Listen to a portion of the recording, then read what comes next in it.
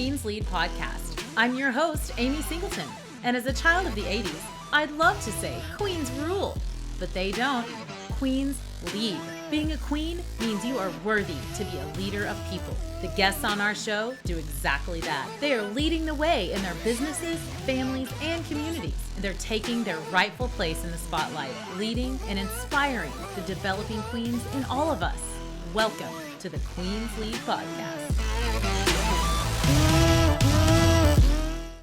Welcome, everybody, to another episode of the Queen's Lead podcast. Today, I am so honored to be joined by Darlene Shortridge. She is the owner of 40 Day Publishing. She is a wife, a mom, a grandma, and so much more. Welcome, Darlene.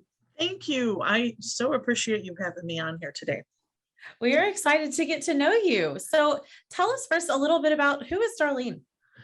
Oh boy.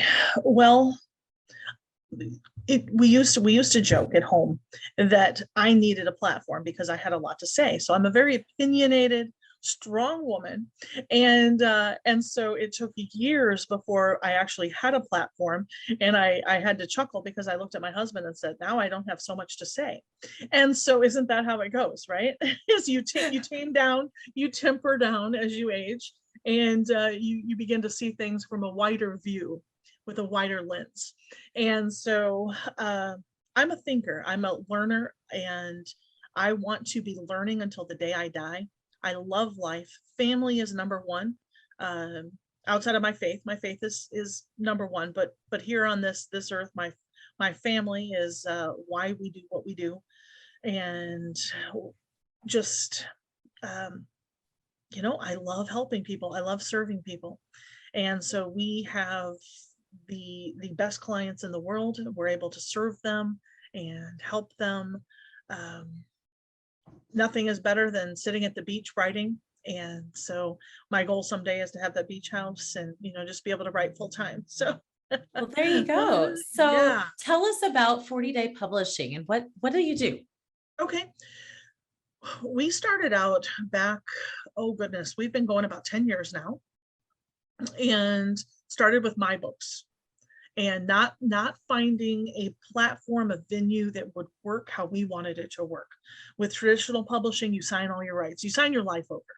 With hybrid publishing, you pay a fee, and then but they still control the pricing of your book and the that kind of thing. And so we decided that we wanted to do something different, and we wanted to help authors set up their own small publishing companies. So they decide what their book looks like. They decide what the interior is. They get all of the royalties. They buy books at cost. They set the pricing. And that's what we've been helping people do for the past 10 years. Okay. And yes, and it has been built entirely by word of mouth thus far. We have just starting some advertising, but up until now, we have grown exponentially through word of mouth. So we help with ebooks, paperbacks, audiobooks, hardcover books, and we're just nibbling and dabbling into the film industry. So nice. we're gonna be starting a film industry here pretty soon. Part of a division of that. So film is really picking up here in Oklahoma City area. It is. It's a perfect time. It's a great time. Yes. So a client that someone wants to write a book, what is the normal experience that they get? I heard you say they don't get to own the thing. What does that typically look like for someone? Okay. So for with a traditional publisher? Mm-hmm. Okay. So what a traditional publisher will do is they will offer you a contract for your book. And I highly recommend, if you go that route, to make sure you have a lawyer look at it. I know one author who was offered a contract through a Christian publisher, a well-known Christian publisher, who, when all was said and done, she found out that the only thing she retained rights to or would earn any money from is her paperback sold in the United States. Nothing else. And her book sold like crazy in Europe. She didn't earn a dime from it. Wow. Yes. That's for someone that's coming with a book already written, a manuscript correct. Hand. That's correct. Right. Mm-hmm. Now, for writing the book, there's so many different genres. There's fiction, nonfiction, and within those two, there's a plethora of categories that you could write in. For nonfiction, for memoirs, what I recommend for the writing process is to keep a notebook with you. And every time an idea crosses your mind, or, oh yeah, I need to talk about that, write it down, jot your memory, because you can forget it and lose it entirely. And so, and when you get home, write out that one little story and stick it in a folder called My Book, and just put, you could even name it. You don't even have to name it a chapter, because you can organize the chapters later. You can put it all together later and put it in the order that you want it in. But the idea is to start writing. And if you can do bite-sized chunks where you can write about one thing, one memory, one principle of your teaching, whatever that may be, and you write that one thing down and stick in a file, before you know it, you're going to have 30 separate entities in that file that can be organized into a book. And it makes it a lot more approachable, because many people have this fear that they have to start it at the beginning and right into the end, but that's not so. Now, fiction is a little bit different. So that's nonfiction, memoirs, that kind of thing. Fiction is a little bit different, and you want to kind of have an idea. When I start a fiction book, I will be kind of know what my beginning is going to be, and I'll know how I want my book to end. And then I think of feasible ways to get from point A to point B. What would be realistic? How could that really look in true life? And so what I've run across is people who are able to do that and get that going, but then they really mess up the dialogue. The dialogue sounds unnatural. And so if you're writing, and if you are writing dialogue, I recommend to say it out loud.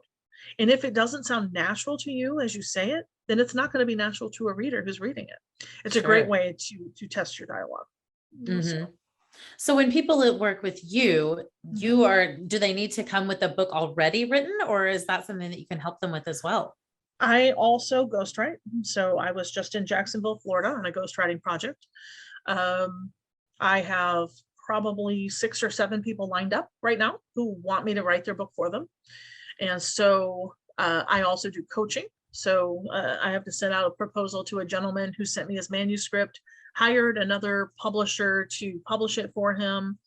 He did that. He went through that process, and he just messaged me, had a few questions about getting a wider distribution. And so I went ahead and read his book, and my recommendation, and I asked him, I said, was this book edited? And he's like, yes. And I said, okay, it needs to be re-edited. And did anyone work with you on this story? Because I see a powerful story here, or the potential to have a powerful story, but you're not bringing in enough emotion to this book. You need to relate to the reader on an emotional level in order to keep them ingrained in the story. And so we're going to be pulling that book down from Amazon and reworking. I'll be coaching him on that. And so there's that as well, more of a coaching, where ghostwriting is expensive. If someone hires me to write their book, that's 5 figures, right out of the gate. Sure. Yeah. Right. And so coaching, while it could get into the thousands, it's not going to be as much as a ghostwriting project. Sure. So, yeah. So instead of getting caught up in the other publisher not getting your full credit or money for what you've done, expand a little bit about more like what you guys are doing, helping them do their own publishing. Okay, so basically we have authors who call us their publisher. Technically, we're not.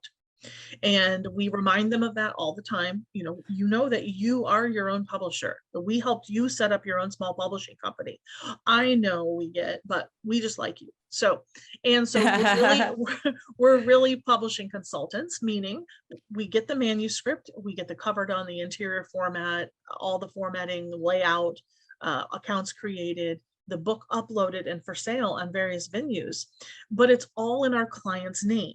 So we do it as if they are personally doing it. So we get their accounts created. So their bank account is linked to Amazon directly. So Amazon pays them directly. They're able to go on to KDP and order books right at cost. And we have, they all have my cell phone. They're able to call me if they have questions. They know they can reach me anytime, and the support. So Not only do we help them set up their own small publishing company, but we have ongoing trainings every Tuesday night at 6 p.m. Central with what we call Author Underground. And Author Underground, we do those live teachings. We started almost a year ago. The first week of June of last year is when we started. And all of these teachings, these weekly teachings, are in a portal that our clients can sign in and watch any of them anytime. So say they're going to do an event, they want to do an event, they can go in and watch our teaching on running an effective event. Okay.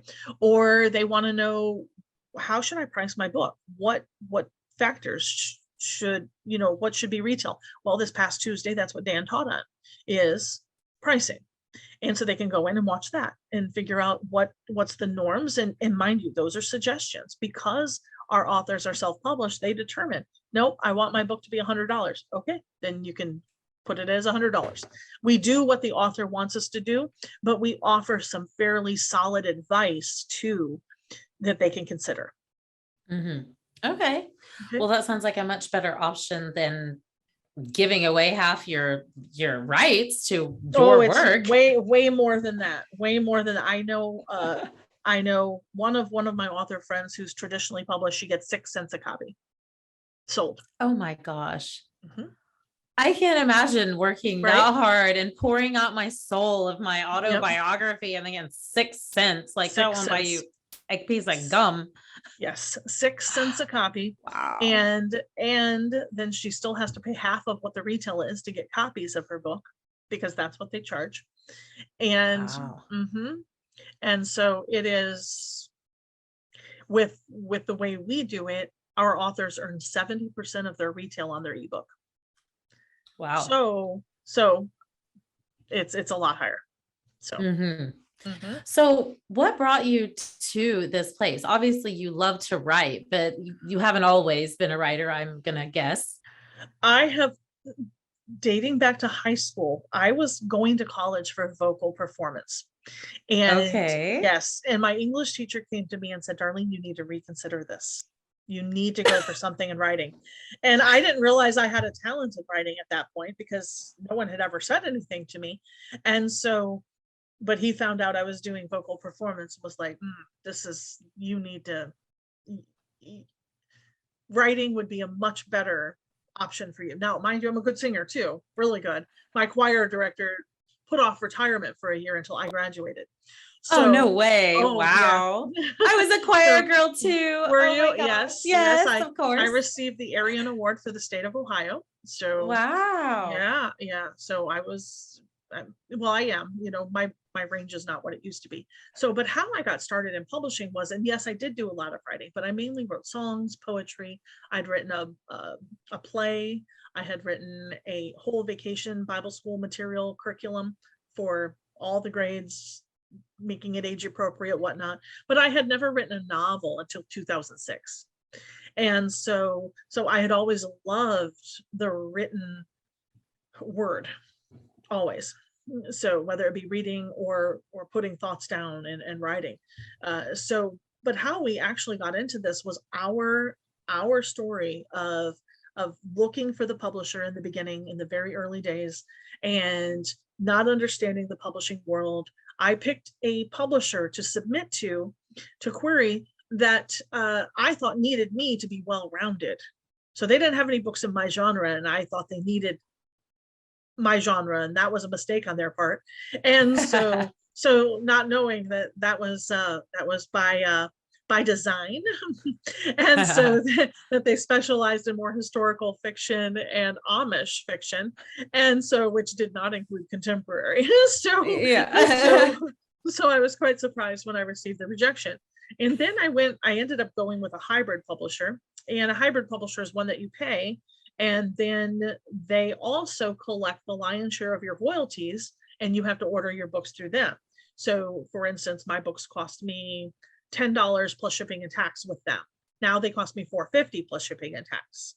So you can see how that would make a big difference. If I'm speaking at an event and I'm able to sell copies of my books, I'm making an extra $5 on each book sold versus what I would have if I had been ordering. So we help authors. That's what we help authors do. So when all was said and done, and I really wasn't seeing sales from being with a publisher for a year and a quarter. That's when we took the rights back from that hybrid publisher and we published it ourselves. And at that point, we still had no intention of really doing this for a living or starting a business. But we had so many authors come to us saying, can you help me do what you did? Because my book hit #1 on Amazon. I gave away in one weekend over 30,000 copies, ebook copies, and it shot to #1 in sales as well right afterward. Wow. And I made more in 1 month than I paid entirely to that publisher. Wow. And I've had a royalty deposit in my account every single month since for 10 years. Nice. What is that? That's Right. your first novel that you wrote? That was the first. Now I have 20 out. What was the first novel? What's the name of it? Until Forever. Until Forever. Right. Darlene Shortridge. It's And on Amazon, Barnes and selling Noble. now, still on Amazon today. Oh yeah. Wow. Oh yeah. Yep. Talk about passive income streams. That's right. That's right. Yeah. And that one is being made into a screenplay right now as we speak. Really? So that's what we'll be starting the film division with, is that one. It'll be the first film in our lineup. How exciting. Oh my Very, gosh. a little scary too. Yeah, but oh my gosh, how fun. Just when you think you can't grow anymore, then you find another way to grow. Oh, expand. I love it. That gave me chills. Like, really, that's so exciting. I know the movie and film industry is booming here. We can't even go to the Myriad to graduate anymore because, okay, it's a soundstage. Wow. Who in the world would have ever thought we would have a soundstage in Oklahoma City? And there's a whole studio for indoor filming, for sets and everything here in Oklahoma City. Unbelievable. I love that. Oh my gosh. So, man, what were some of the challenges that you faced when you were like going, like, how did you make the decision? Like, I'm an author. Do I want to make this a business? Like, well, we had helped an author do what I did and hit #1 on Amazon for a full year. I just helped people. I just had a number of people across my Facebook and 20 people waiting to talk to me. And I would just go 1, 1, 1, 1, 1, 1 and do it. And I did that for a full year. And one of the gals we helped hit #1, she said, Darlene, you have to do something with this. This is a need. You have to do something with this. And we had already determined that we would, because we had an appointment set with a retired OU professor. And he had 4 books sitting there. He didn't know what to do with them. And so we were like, well, do we do the traditional model? No, we're against that model. Do we do the hybrid? Well, that didn't work for me. It just worked out for the publisher, right? And so that didn't, but what if we help people do exactly what we did for ourselves? And so that's what we did. We went to him. We have published, I believe, 6 books for him now. And that's what we've done for all of our authors. I think our author that has had the most books published with us is up to 15. wow. 15 books that we've done. And they come back to us every time. So I'll bet, because once you set up the small company, their own publishing company, can they publish limitless books through that same company, or is it a different one every time? Yeah. No, they can publish it all through there. So what we do is we help them. There's what's called, on the back of a book, when you see the barcode, right? Yeah. You see that? That's called an ISBN. It's a number attached to that. And that is an identifier. And so that number, we set them up an account with Bowker, which is the one who comes up with those numbers, their distributor for ISBNs. And so they name their publishing company, and then that number is attached to their publishing company. So we buy those on their behalf, get it all set up on their behalf, and attach it to their books. So I usually have authors start with, if it's a one and done, then I recommend using a free one. It's not a big deal. If it's someone who has, like the gentleman and his wife that I talked to here earlier today, they have 15 books for us to publish. Well, we want to look at, getting a package of ISBNs in their case, because if you buy 1, it's $125. If you buy 10, it's $295. But if you buy 100, it's $595. So you can see how the price really goes down depending on which package you purchase. So it's best to plan ahead on that. So and so whether it be a children's book to autobiography, novel, any genre. Any genre. Yes, we can do any genre. There's a few that we shy away from. We don't really deal with erotica. So if somebody's writing come erotica, on, Darlene. I know. You're But no fun. I can point them in the right direction though. I know people. You know a guy. Yeah, There I you know go. people. I know a guy. And poetry, we've done poetry, but honestly, it's really a pain in the bottom. We're not sure we're really going to take much more poetry. So those two we tend to poets are picky people, let me tell you. How do you know you're a poet? They're really hard on our formatters. They take a ton of time because of every little stanza and indent, and everything has to be done individually. It takes hours upon hours upon hours. And so if someone does want us to do a poetry book, it will cost a lot. Yeah. Poets, they're the brides of publishing, the bridezillas. There you go. The bridezillas of publishing, and not all of them. I shouldn't say that. So, we have some very, very nice poets that we have helped, but they're a hard formatting. Yeah, I can totally see that. So tell me your favorite client story, or a great client story, maybe someone that, or we can totally skip over that. Yeah. No. I'm just thinking of which one. We've hundreds of books. So one of our authors is, she just moved. Well, she was in Texas. Let's start there. And so she came to us with her life's, it's a memoir. and I believe, memoir, fictionalized memoir, if that makes sense. Okay. And so her husband was a lobbyist, and they lived in Virginia and DC area. And she had someone actually stalking her, a neighbor, a female neighbor stalking her. And it went as far as this woman started like buying the same clothes as Kathy, started dressing her children the same, started doing everything she did, like would show up in a store with the same outfit on, like she was watching what she left in. I mean, it was horrible. All the way to when Kathy was like, this is getting really weird. It progressed to this woman accusing Kathy of attempted murder. Kathy was put in jail. What? Oh yeah. And she accused her of child abuse for her she had 2 children, a daughter and a son.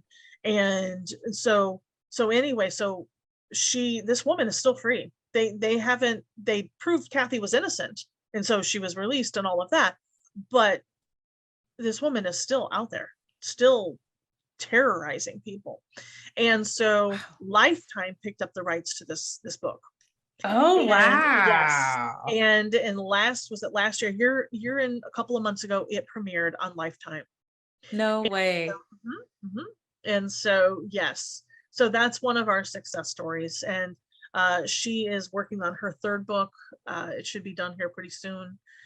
They were able to retire and head to Puerto Rico, and then they ended up moving back to their home state of Missouri, simply because their parents were getting older. But yeah. How nice. What a crazy story. That's a crazy story, but an amazing success story. And then your life is literally on Lifetime. That's exactly. Wow. Yes. That's hard to believe. So, wow. I cannot imagine being stalked by another female. Like that is. Yeah. The movie is called Stranger in the Window on Lifetime. Yeah. Stranger in the Window. All right, guys, you heard that. Let's go watch it. Stranger in the Window. Okay. So a lot of our listeners are female business owners. How important is it for a business owner or someone who wants to establish themselves as an authority in their space or have opportunities to speak? How important is a book? A book will change how potential venues, those who are speaking this or booking the speakers for an event, if you have a book, you will be pushed to the top. If you have a book, you will automatically be considered an expert in your field. If you have a book, your speaking fees will vastly increase, especially if you require the person booking you to speak purchase a book for every person in the attendees. And I have speakers who do that we've done their books Wow. for. So you have from 100 to 1,000 people, and you can have them, and you can give them at a discount, of course, but you're still going to make, if it's 1,000 people, you're still going to make an extra $2,000-3,000 at that Mm-hmm. speaking venue. Okay. Mm-hmm. It will change everything. When I speak, I may get, $500, $1,000, $2,000 to speak, but that doubles or triples when I have my books for sale back of the room. Mm-hmm. Because I will, if people like what you have to say, then they're going to want more of you. And a book is the perfect way to give them that more. Mm-hmm. Yeah, that's definitely what I've heard, but I wanted to get it direct from the pro. Right. And is it true? Debunk this myth. I've heard this. You Okay. don't actually have to have a book written to list a book and sell it on Amazon.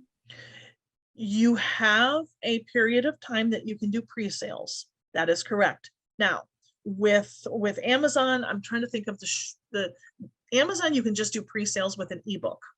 But Mm-hmm. if we list through Ingram Spark, you actually can pre-sale the paperback and the hardcover. And I believe you can have it up for a year, up to a year, Mm-hmm. to get your book done. That's correct. Mm-hmm.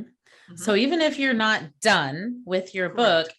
people can still come and work with you to get That's that right. process started as they're Mhm. finishing that or That having is to go correct. try to finish that. Okay.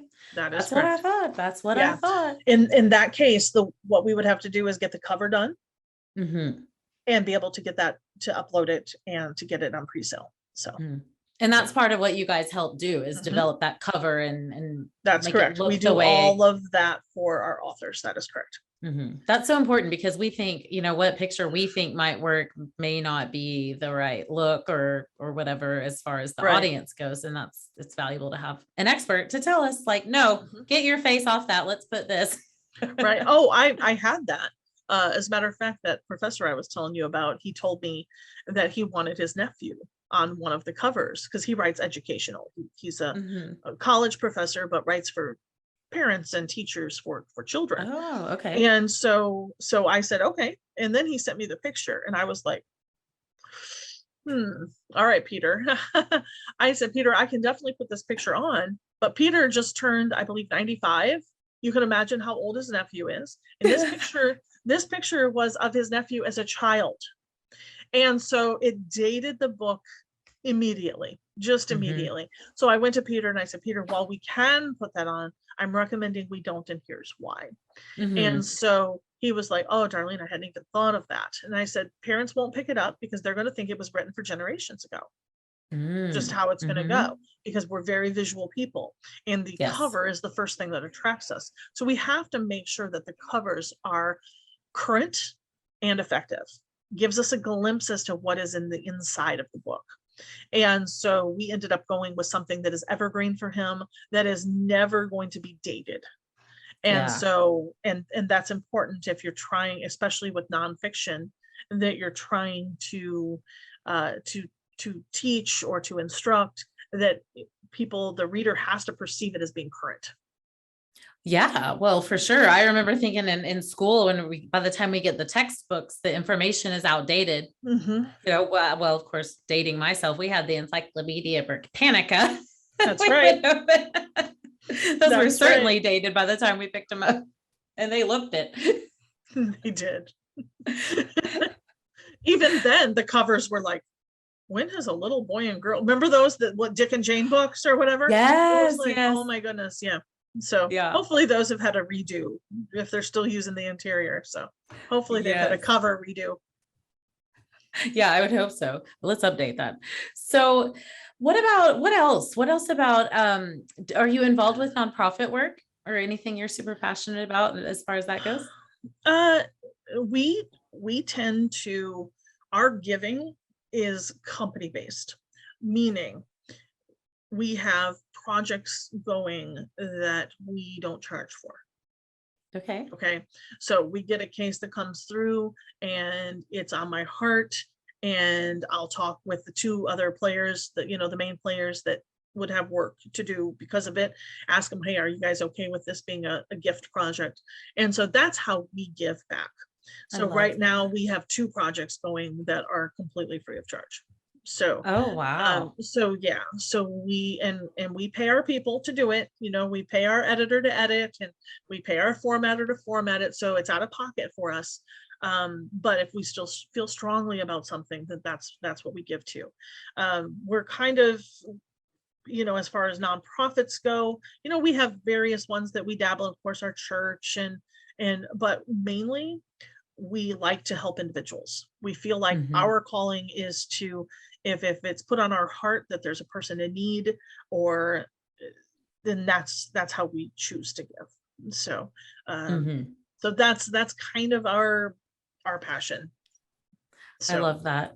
So what about some of those gifted projects? What have some of those looked like in the past as far as someone's memoir or their business, or a who lot have of you times helped? it's memoirs. It's a lot of times it's memoirs. We have one client, we're on her 3rd book. um her husband was killed in a horrific accident. It has been, goodness, how many years? 6, 7 years since his death. Wow. And be, the companies that were involved have been bulking, and so she still has not got a settlement from Mm. him being killed by a semi. Oh, um wow. oh yeah, so it's big lawsuits, and the trial was supposed to happen at the beginning of COVID, and then of course the court system shut down, and so she still hasn't had her day in court. Wow. And So so how therapeutic for you to offer her to be able to write and publish a book. mhm. I mean, that's healing. Right. Yeah. Yeah. It is. And she needed, and it was just put on my heart. It's like, you can help this person.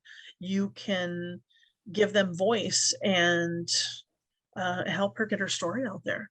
And so yeah, so we've been helping her. Another client came to me, had gone to a different publisher, and the book that was put out, and this is a family that is struggling terribly, um, choosing between putting food on the table and making a car payment, kind of struggling. Hmm. And to find out that she's embarrassed of her book, because the person that she hired to do it and made payments to, money they didn't really have, um, did a horrible job, just did a horrible Mm. job.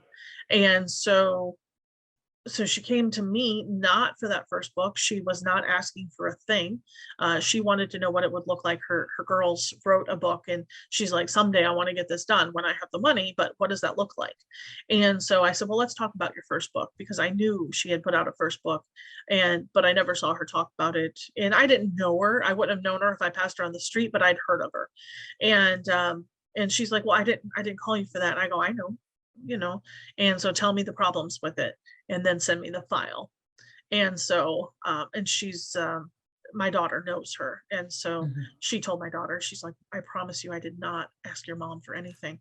And John is like, don't worry. She goes, my mom does this. This is why she does That's what she just does. mom. It's mom. Don't worry about it. And so those are the 2 we're working on right now. Mhm. That's amazing. Thank you for giving them that voice. I can only imagine how healing that can be, and not just for them, but for their readers, to be able to get Right. that out there and let them know you're not alone. No, no, you're We not all feel alone. so alone when something traumatic happens or a Mhm. situation pops up, or we feel so alone. But I know books are healing. Books They are are. are And life giving. writing is very therapeutic. If even people are just journaling, it helps get that out of your head and onto paper.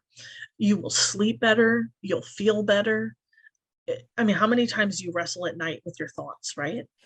So And if many you thoughts. if you keep a notepad right next to your bed and write it down, they're out of your head, and you will sleep more peacefully. I mean, it is real. The studies have been done, and there's something about that act of putting it down on paper. You can come back to it, so your mind releases it. Just an amazing feeling, really. Mhm. Yeah. So for those of us who are not, or maybe those that are listening that are not geared toward that type of like journaling or getting it Mhm. all out, I know you said keep a notebook. Are there any other tips that you can give us to just start getting those stories out of our head, Yeah. or writing things down for the future? Right. Well, some people will come to me and say, I'm not a writer. And then I will tell them, then use a speech to text program. Say your Ah, stories out loud and record them.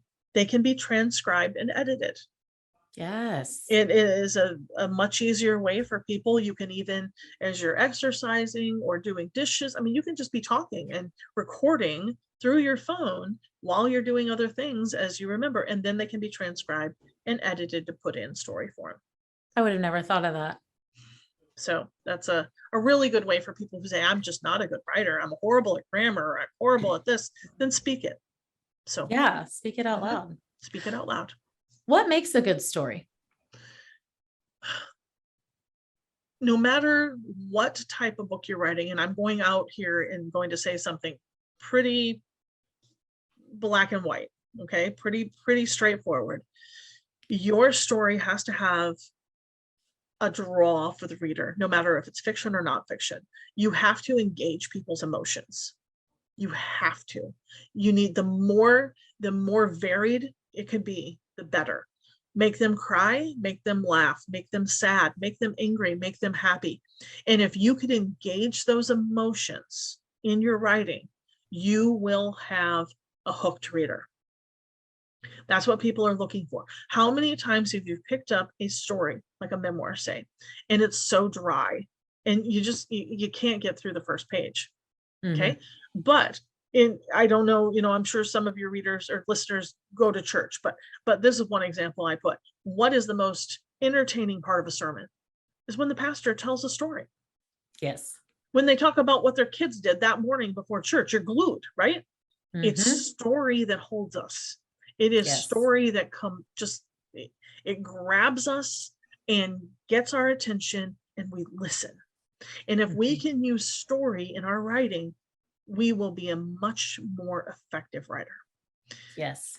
So that is number one, is use story. Use every emotion that you can. Naturally, of course, but think it through. Like I said, when you're thinking about point A and point B, and you wonder, what would it take to get to point B?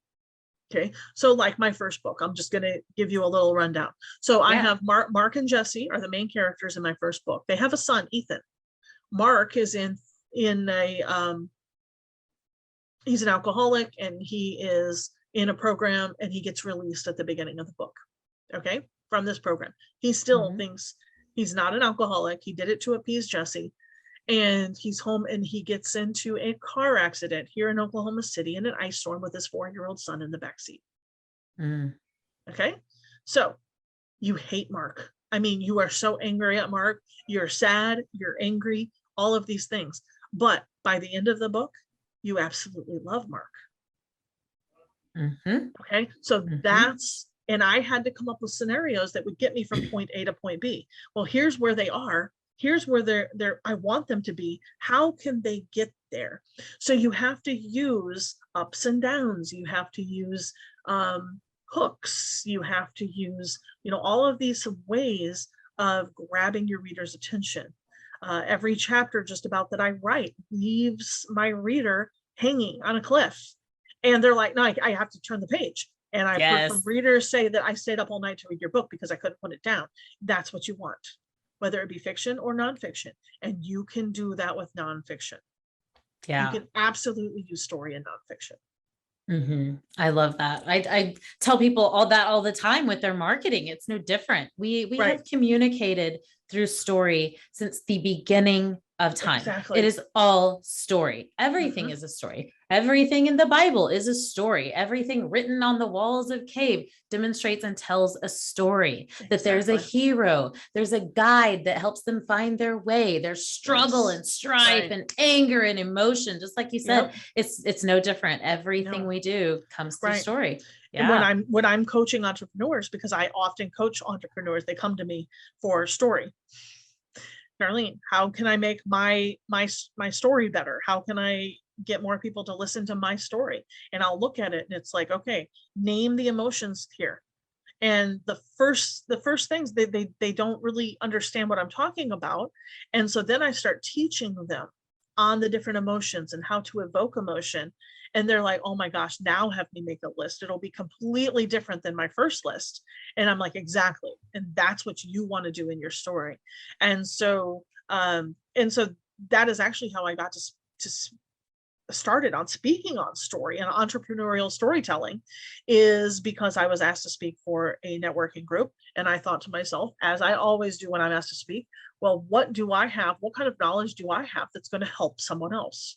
Mm-hmm. Right. So I don't talk about my books. I don't talk about me. I try to find something that I can help others with. And so I was like, well, how did we grow our business? Well, me telling our story. Every client that we have, I tell our story to. Mm-hmm. So let's talk about storytelling. Let's talk about how we grew 1,000% in 2020. Mm-hmm. Story, Yeah. using Yes. story.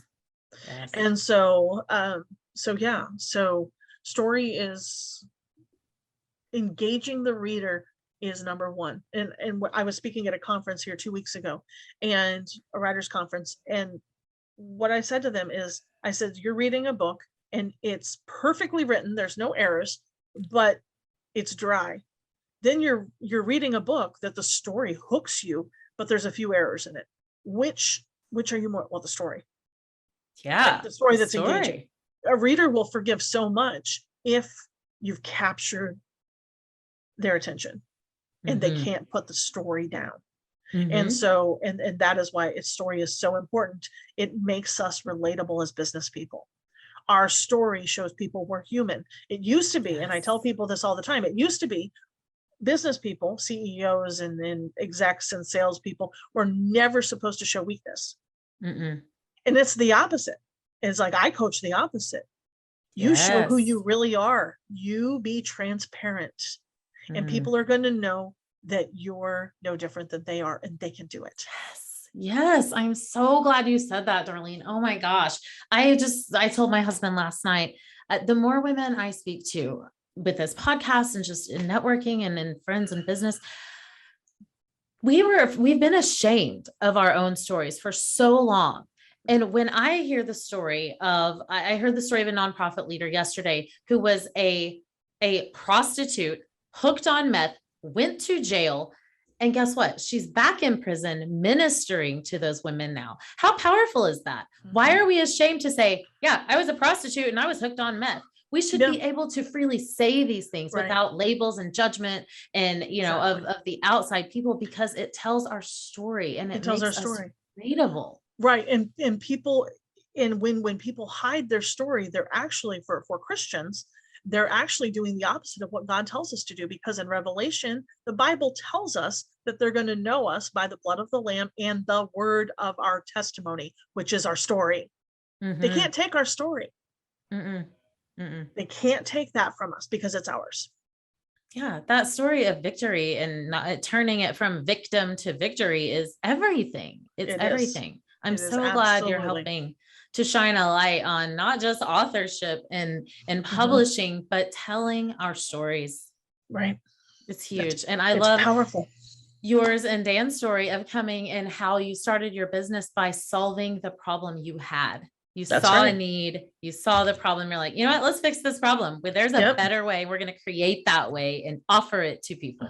That's right. That's right. Heck yes. Yep. That's what I'm talking about. So now I get calls from publishers around the United States asking me to explain our model. And you're like, no. No, I tell them.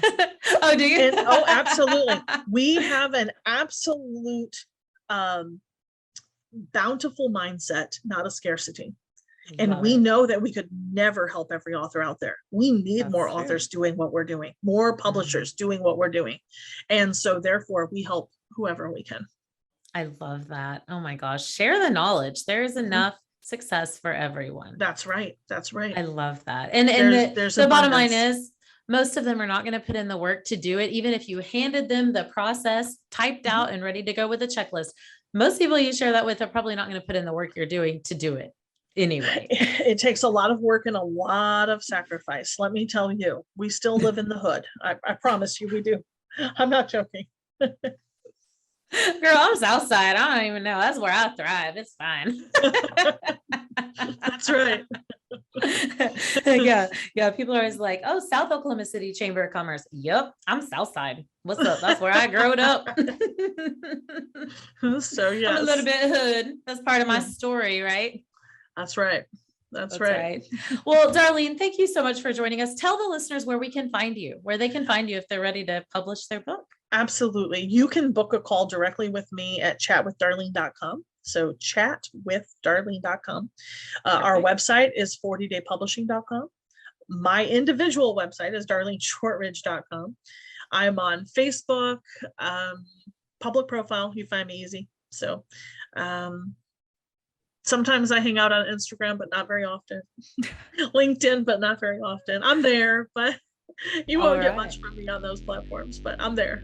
So all right. So chatwithdarlene.com to make an appointment for free, a free consultation to see if they're a right fit. And 40daypublishing.com is where they can access your resources and learn more.